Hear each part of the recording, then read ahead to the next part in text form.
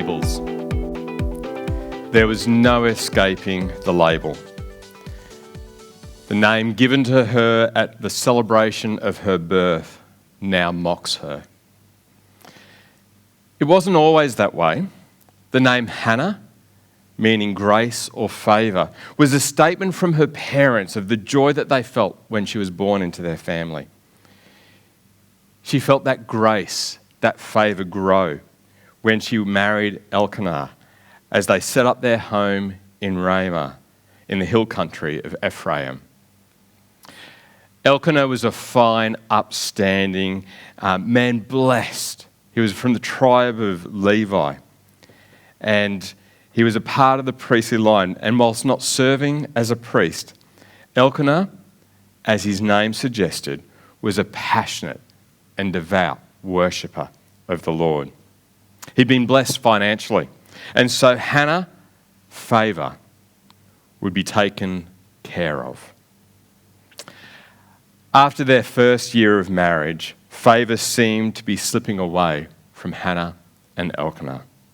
Despite trying to have children, to build security for the future, to ensure care in their old age, to see their family line go on, it all seemed to stall.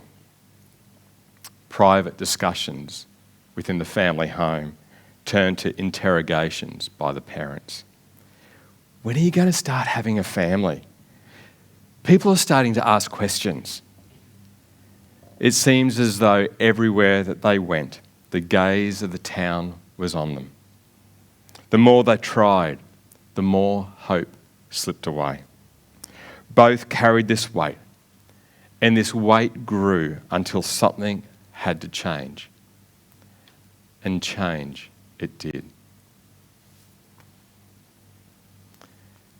Hannah knew it was inevitable, but it still hurt when Elkanah discussed taking another wife. But what was at stake was bigger than Hannah's feelings. And so another wedding was planned and arranged. And Peninnah joined the family. Peninnah, meaning coral or pearl, quickly made herself at home. Then the weight of shame suddenly shifted as Peninnah broke the news, "I'm pregnant." The joy on Elkanah's face cut deep into Hannah's soul. That name. Why did my parents ever call me that name? Why did they ever call me favour? And while Elkanah never stopped loving Hannah, and Hannah still loved her husband, the label, the shame of no favour by the Lord of heaven's armies hung heavy around Hannah's neck.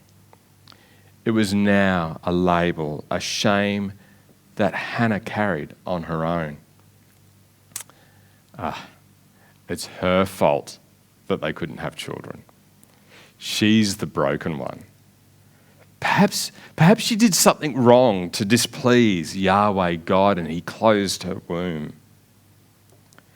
It now seemed as though every time anyone in town called her by her name, it stung, it mocked, it reminded her that she was was anything but favoured.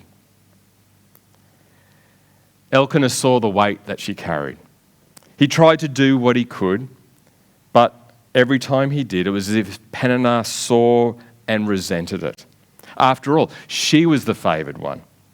She should be Elkanah's favourite as well. The first year for the growing family, they went north to the tabernacle in Shiloh. And all was going well until Elkanah distributed the meat for the peace offering.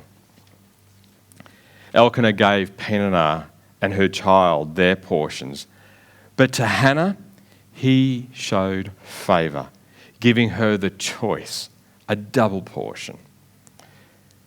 Peninnah knew the rules from Deuteronomy, and while she never criticised Elkanah for his generosity, resentment towards his first wife festered. Then Peninnah's second child was conceived, and with the growth in her womb, Hannah's shame grew. It wasn't as if Elkanah and Hannah had given up trying, but with a second child on the way, Hannah wondered if God saw her pain. It was one thing to be told the stories of old, the stories of Sarah and Rachel and their struggles and their pregnancies. And while that gave Hannah some hope, some glimmer of hope, Peninnah's taunts grew more with the birth of her second child. Once again, it was time for the pilgrimage to the tabernacle to worship Yahweh. And once again, Elkanah would portion out the meat to Peninnah and their children, and then give that special piece of the offering to Hannah, showing her favour. What was once covert, hidden beneath, out of sight, on the quiet, became overt. Peninnah would taunt Hannah. The walk back from the tabernacle was a grueling journey.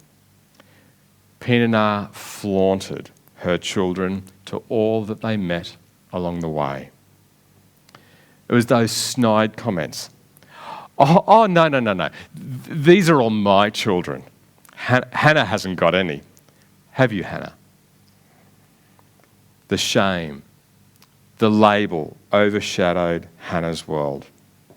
And Peninnah did everything she could to make sure it stuck. The thought of going to the tabernacle again filled Hannah with dread. She knew the stories of old. She believed Yahweh God still cared. But it was as if there was nowhere that she now felt safe, to feel relief from the label of barren, of unfavoured, of shame. Home was a constant reminder, and the festivals at the tabernacle gave no reprieve. In fact, it only seemed to magnify her plight. Peninnah would taunt Hannah and make fun of her because the Lord had kept Hannah from experiencing the favour of having children. While Peninnah was loved by Elkanah, Peninnah's fertility was used as a weapon against Hannah. Oh, Hannah dear, all Elkanah needs to do is look at me and I fall pregnant. Maybe he just doesn't look at you like that. Oh, Hannah dear, what have you done that Yahweh God would stop you from having children? Each time, Hannah would be reduced to tears and would not even eat. And while Elkanah would do his best to encourage, it wasn't his strong suit. Why are you crying, Hannah? Elkanah would ask. Why aren't you eating? Why be downhearted just because you have no children? You have me. Aren't I better than 10 sons? Prayer was the only solace for Hannah. In prayer, she could pour out her grief to God who hears. Excusing herself early from the meal, she went to the courtyard in front of the tabernacle to pray. As she prayed, her body rocked back and forth, her shoulders shook with the sobbing that spilled out from the depths of her being. In deep anguish and bitter tears, she cried out to Yahweh. Oh Lord, don't rebuke me in your anger or discipline me in your rage. Have compassion on me, Lord, for I am weak. Heal me, Lord, for my bones are in agony. I'm sick at heart. How long, O Lord, until you restore me? Return, O Lord, and rescue me. Save me because of your unfailing love. I'm worn out from sobbing. All night I flood my bed with weeping, drenching it with tears. My vision is blurred by grief. My eyes are worn out because of my enemies. And then she vowed, O Lord of heaven's armies, if you will look upon the sorrow of your servant and answer your servant's prayer and give your servant a son, then I, your servant, will give him back to you. He will be yours for his entire lifetime as a sign that he is dedicated to the Lord. I make this Nazirite vow over him. His hair will never be cut. A sharp rebuke broke Hannah's silent prayer. Seeing her lips move and her body shake, Eli the priest had seen her from his vantage point at the tabernacle's entrance and assumed that she was drunk. Must you come here drunk, he demanded. Throw away your wine. Oh, no, sir. I've been pouring out, not drink, not wine or anything stronger. I'm so discouraged. I've been pouring out my heart to the Lord. Don't think of me as a wicked woman. I'm a good girl, I am. And I've been praying out of great anguish and sorrow. In that case, go in peace.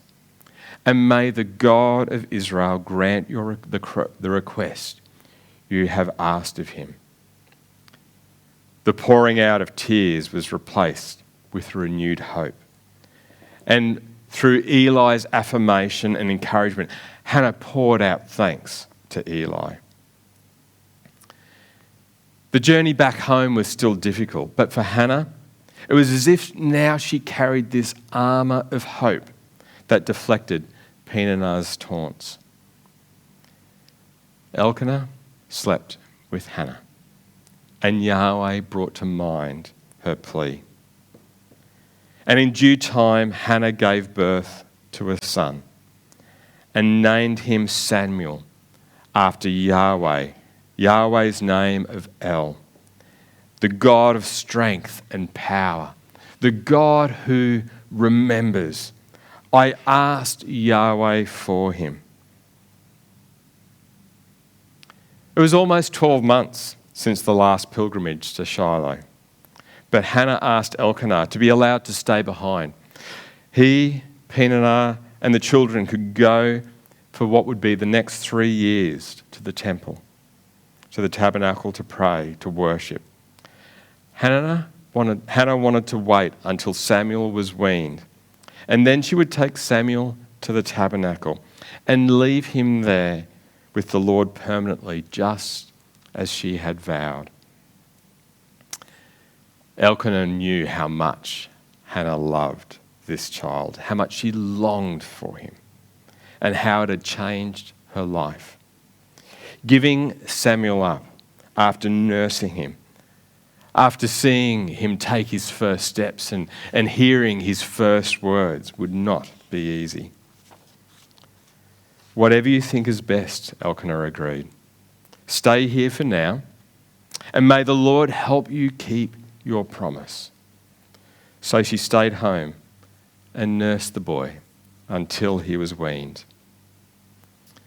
About the same time that Samuel was born, a bull was also born to the family's herd. That third year, Elkanah, Peninnah, and her children, Hannah and Samuel, all went to the tabernacle, and there a great sacrifice was offered. While God called Abraham to give his son Isaac, Hannah eclipsed Abraham by volunteering to offer Samuel to Yahweh God, not as a blood sacrifice. Their 3-year-old bull, as valuable as it was, served this purpose. But Samuel was a living sacrifice, given over to Yahweh God to serve for the rest of his days in the tabernacle, just as Hannah, the favoured one, had promised. After sacrificing the bull, they brought the boy to Eli. "Sir, do you remember me?" Hannah asked. I'm the very woman who stood here several years ago and prayed to the Lord. I asked the Lord to give me this boy, and he has granted my request. Now I am giving him to the Lord, and he will belong to the Lord his whole life." And they worshipped the Lord there. Then, in only what could be really described as a musical number, Hannah takes centre stage, hands firmly on her hips as she stands vindicated before all who once saw her in shame. And it would echo through time and would be the seeds of Mary's Magnificat on the screen. Hannah spoke in a prophetic, Hannah spoke and prayed in an apocalyptic sense. And the praise goes something like this: "My heart exalts Yahweh. My victorious horn is high in my God. My mouth mocks my enemies. I rejoice in the victory you gave. For there is no one holy like Yahweh. There is no rock, there is no mountain like our God. Do not speak boastfully. Let not arrogance ooze from your mouths. For Yahweh is a God who knows. By him all deeds are measured. The bow of warriors is shattered, and those who stumble gird on strength. The rich and the self-reliant now hire themselves out for bread, while the starving grow fat on food. The barren woman gave birth to 7, full, complete. But the mothers of many now languishes. Yahweh kills and preserves life. He brings down to the grave and rescues them from it. Yahweh makes some poor and others rich. He humbles, he exalts. He raises from the dust the poor, from the dunghill he raises the needy, and seats them with princes, and makes them inherit a glorious throne. For to Yahweh belongs the pillars of the earth. He has laid the world on them. The feet of his devout he keeps, but the wicked are made silent in dark death. For not by his own strength does a person survive. Yahweh, his enemies are shattered. The Most High thunders in heaven. Yahweh judges the entire earth. May he give strength to his king. May he raise the horn of his anointed monarch. Talk about a slap down, victory lap, mic drop, all in one. Then Elkanah and Hannah returned home to Ramah without Samuel. And the boys served the Lord by assisting Eli the priest.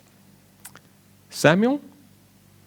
He was known to wear a linen garment like that of a priest. And each year his mother Hannah, who knew favour, made a small coat for him and brought it to him when she came with her husband for the sacrifice.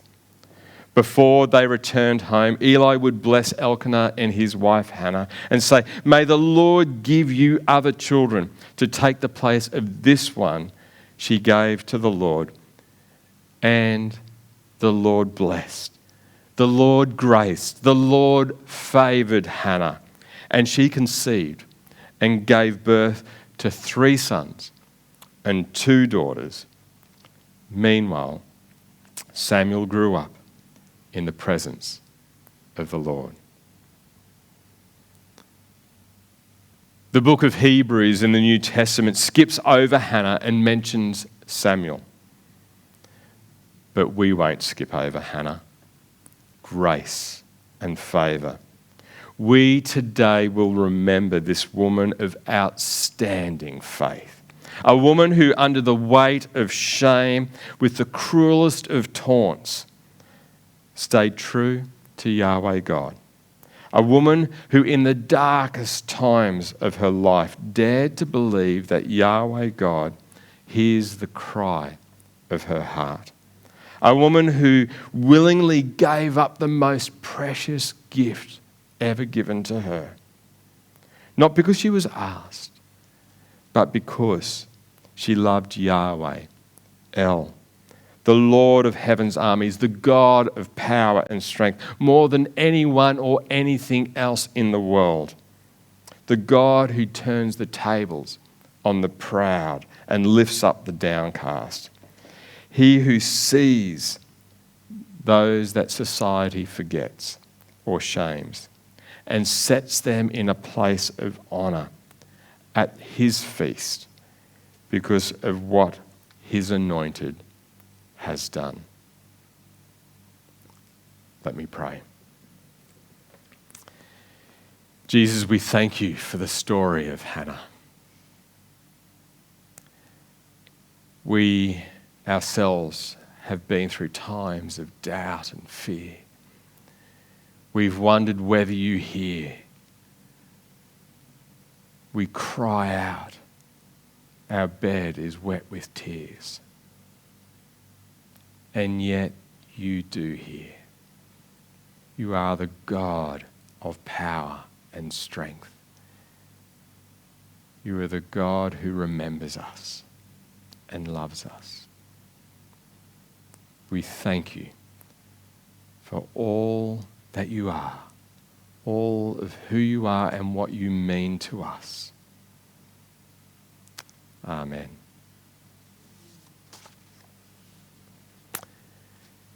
So the story of Hannah, how do we respond to that? Well, there's a few questions that I want to pose to you today. Are there areas that you are experiencing shame or feel forgotten? What might they be? What encouragement does Hannah's faith bring for you today? What is the prayer of your heart? And lastly, what might God be saying to you today? There's going to be some music played, and as that music's played, I encourage you to do business with our holy, awesome, powerful, strong God who loves you and hears the prayers of your heart. Thanks.